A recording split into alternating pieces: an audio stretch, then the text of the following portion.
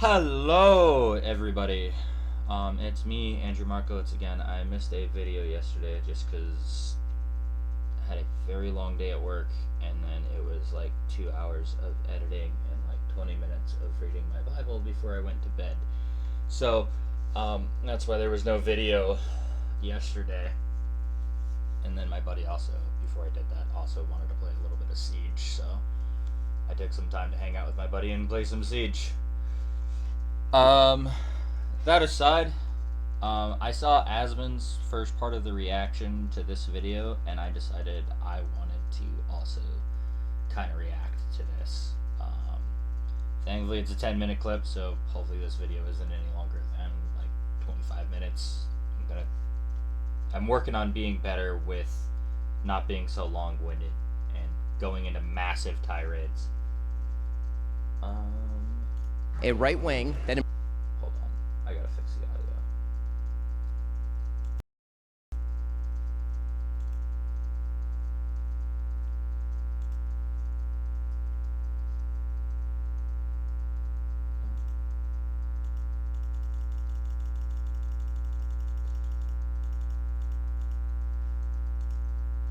There we go.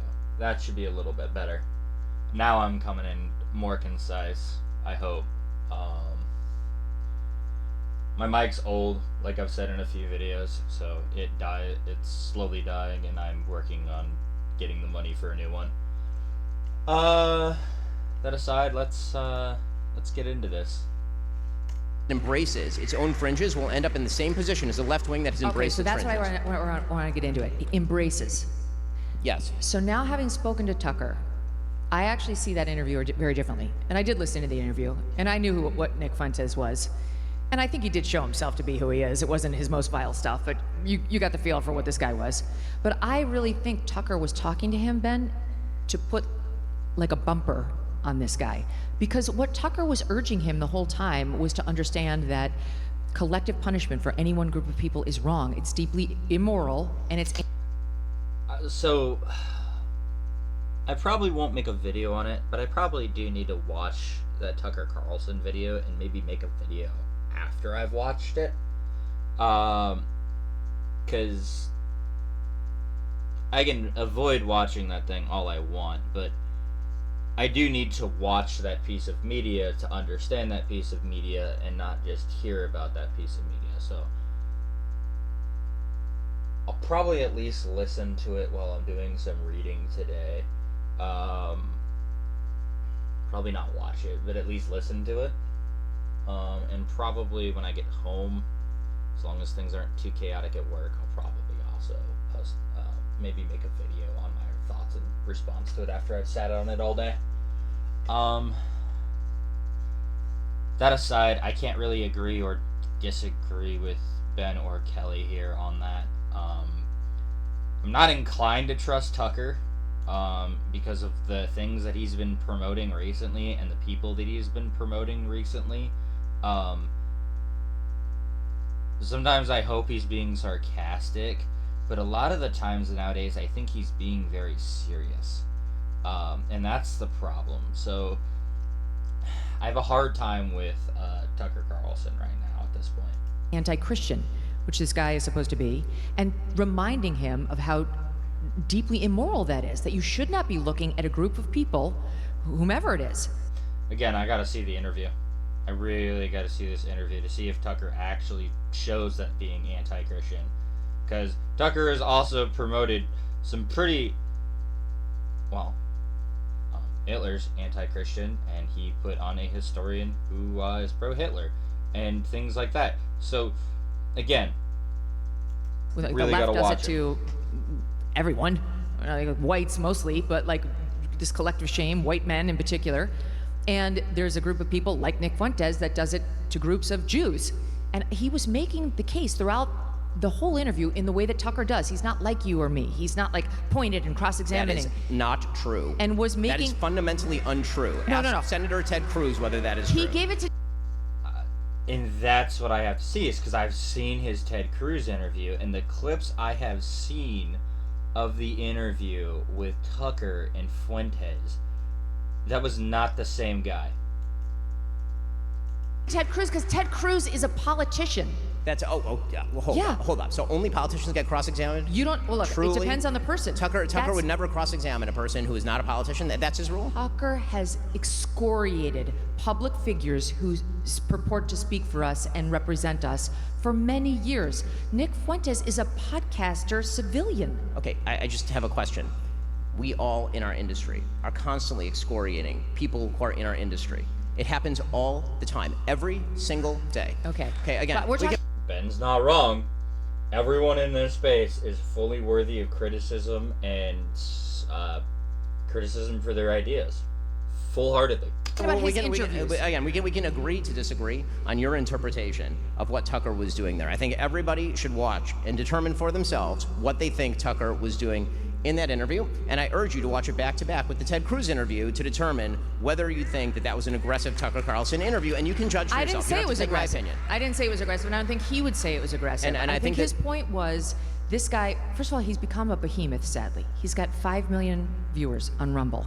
He's got 1 million followers on X. I agree. This is all before Tucker Carlson, and he was platformed, I hate that verb, but he was platformed by Patrick Bet-David, and he went on Dave Smith's show, and he went on another big show. He's been getting more and more purchase in the problem is in the fact that not that he's been getting more and more purchase, but the fact that people have been letting him develop that purchase because they haven't been making him say his quiet part horrendous shit out loud. And that's what these platforms have to do, and they don't do that, and it's really dumb of them not to do that. And that's the problem. Political ecosphere, including right wing. And I think that's Patrick bad. Bet-David has a huge show. I know, but did you know that Patrick Bet-David had him on? Did his life blow up? Patrick Bet-David did a significantly more aggressive interview with Nick Fuentes than Tucker did. Okay, but my point is simply he's growing. He's growing. Again, I haven't seen a lot of those interviews. I haven't really watched a lot of Nick Fuentes for a reason. I don't really like the guy, and just the 5 to 10 second clips. I mean, you can see it in my videos. I rant and rave at him because he calls himself a Christian, and he is so clearly not. With the most fundamental thing he disagrees with in the Christian ideology, which is, it's not even an ideology, it's a belief system, which is we're all made in the image of God. I could clip farm him for days and literally just put, this man does not believe the image of God in the image of God over his head. And just stamp it on his forehead in each of the clips for a whole video, and probably make an hour's worth of content out of that, and that be my reply, because that it's so obvious. And something else I need to add is, yes, if you're a fundamental Christian, you believe everyone is made in the image of God. You believe everyone is equal, because we're all made in the image of God. I can't stress that enough. Again, I'll probably just add it in here again. Go read your Bible. Read it. Comprehend it. That means also taking a look at the history, the language, all of those kind of things, so you can truly understand the text. It takes a while. It takes a long time, but it's worthy of the study. Go do it. And that way, when people like Fuentes pop up and call themselves Christian, you as a Christian can come up and go, no, you're not. Stop using that word. No, you're not. You are not me. You do not represent me. It's so important. In stature. And so what I saw Tucker do was not whitewash his ideas, but try to put bumpers up on the guy. I know Tucker well, and I think that was his approach. And the way, if you want to put a bumper up on Nick Fuentes, is it helpful to say, you're fucking vile, you're an anti-Semite? Yes. No, it isn't. Yes, it is. That doesn't put a... Yes, it No, is. it isn't. That makes the audience feel good because you have hand-to-hand combat, but it doesn't help change that guy's view or his... I'm gonna be honest with you, I don't think there is a way to change a view of Fuentes. Fuentes feels like one of those people who doesn't want to change his view. He wants to manipulate and grow an audience and use that power as a tool to get what he wants. That is the guy I see. I see him exactly as just Andrew Tate, but a different flavor. It is what I see Fuentes as. So, Kelly, I have to ask Megan Kelly here, would she approach Andrew Tate in the same mannerism? Because I doubt she would. I really doubt she would. And I think this stems from is that Tucker and her know each other, and they've known each other for a long time, and she's caught in the crossfire between two friends. Those two friends being Charlie Kirk, Tucker Carlson, and a third friend, actually, Ben Shapiro here. Which I don't even know if they're friends. They're definitely colleagues. They've definitely worked and talked with each other quite a lot. Because she went to a lot of TPS USA events, and Ben also did some stuff at TPS USA stuff. So they're definitely at least colleagues. I'll take the friend statement back. His extremeness at all. Okay, I'll tell you what doesn't change Nick Fuentes' view. Tucker Carlson with his arm around Nick Fuentes, grinning for the camera, while Nick Fuentes tweets out "America first," and then triumphantly goes on the air the next day to explain that he has essentially used Tucker Carlson as a vehicle for manipulating other people. And that's the thing about Fuentes' content. He's so honest about that too. Like, Fuentes is very honest. Okay, that's about what Nick Fuentes is saying, not me. Nick Fuentes. Okay, and Nick Fuentes. And by the way, I will again. I mean, there's the clip of Fuentes saying, when he was so anti-Charlie Kirk, "I've impregnated your company. My ideology is already in there." Like, he's not a good man. And say that Tucker Carlson, when you say to somebody in an interview, "Do you condemn anti-Semitism?" and then the person says, "Sure," which is what Nick Fuentes said. He said, "I'm not an anti-Semite," which is blatantly untrue. Yeah. A responsible journalist would then follow up, demonstrating that that is false. Tucker did not. Agreed. And if I haven't seen the interview, I'll probably make a video of my thoughts of it after. But I mean, if Ben's saying that and she's agreeing to that, I'm inclined to believe that that's the case, that didn't happen, and that's...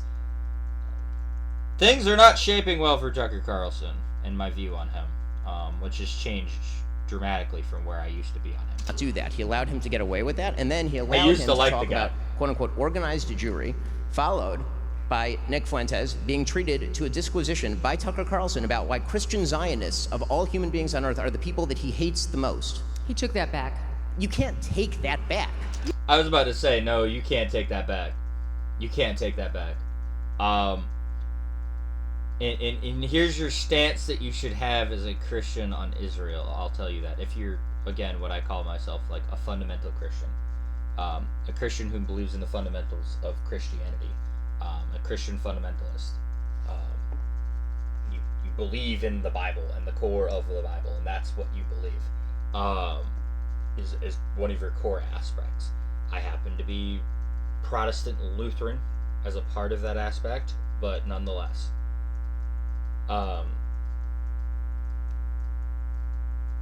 To finish the statement, you can't take a statement back like that on Israel as well, because as a Christian, we believe everyone is made in the image of God and everyone is worthy of life. Every country surrounding Israel wants Israel off the map. That is a problem fundamentally if you are Christian.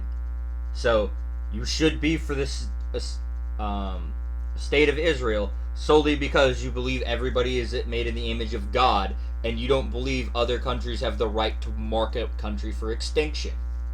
How do you take that back? He did. How? Because then he should explain why it was wrong. He should explain why Christian Zionists are actually wonderful people. Tucker is very quick to self-flagellate, and he went on with Dave Smith the next day, the next week, whatever, Monday, Tuesday.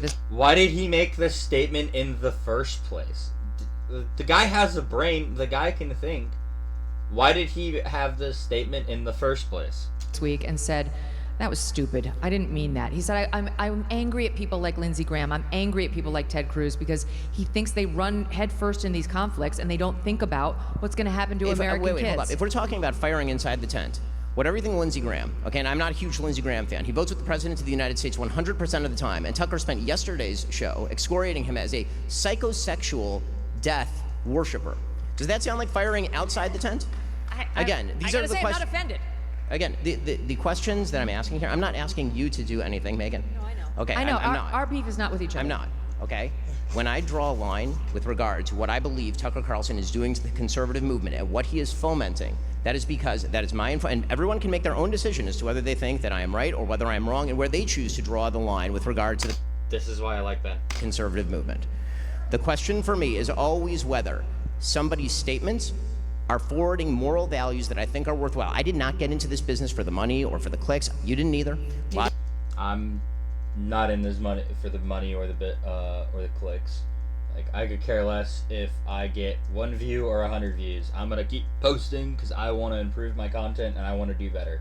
I'm interested in doing this content. I'm interested in growing a channel with at least a Christian focus on looking at pop culture and looking at current events in the streaming world through a Christian lens, and analyzing that, and hopefully being able to grow in that space and do something in that space that I don't think gets touched a lot by Christianity right now. Did he? What was that? Neither did he. I mean, he may not have. That's fine. I certainly did not. I'm only going to speak for myself. And what that means for me is that if I see somebody breach basic moral values by having on a Nazi, and in my own view, you can take your own view, in my own view, gloss the Nazi, then I'm going to speak out about that, and I'm going to point out that there is a long pattern of him ideologically laundering terrible ideas over the course of the last 2 years, ranging from traveling to Russia to sniff the bread and explain why the Russian regime is actually wonderful, to saying last week that the Venezuelan regime of Nicolas Maduro is actually not that bad because they're being attacked by, in his words, globo homo. Yeah, that's absolutely Tucker's wild. made the point. I'm not going to here to be Tucker's defender, but he's made the point that Maduro is culturally conservative. Who gives a shit? I don't care if the dude's culturally conservative. I don't care if the dude's that kind of thing. The dude does human rights violations. Again, I make this statement. We're all made in the image of God. That is a vitally important aspect as a Christian to hold on to. And Maduro obviously doesn't believe everyone is made in the image of God. Therefore, I have a problem with him. And I can see that by his actions. The guy's a communist dictator. Agreed. Everyone in his country is eating dog. Like, it don't matter if you're culturally conservative or economically conservative or whatever it is. Like, no, that's not what's important. He's shipping fentanyl to the United States to kill Americans. Why don't you give a shit whether he's anti-LGBTQ rights? This is the number one thing about Nicolas Maduro. You know how far down the list you have to get before you can get to anything remotely recommendable about Nicolas Maduro? I did ask him yesterday about the criticism that he didn't give Nick Fuentes a hard time, right? He didn't bring up the stuff that we've been talking about. No, he didn't. And I was about to say, he really didn't. It seemed to think that we way overstated the number of Jews killed in the Holocaust. He's ripped on poor Usha Vance in the most offensive terms. Which I mean, so what do you say to those people who say, why didn't you raise any of that? You know, do your own interview the way that you want to do it. You're not my editor. Buzz off.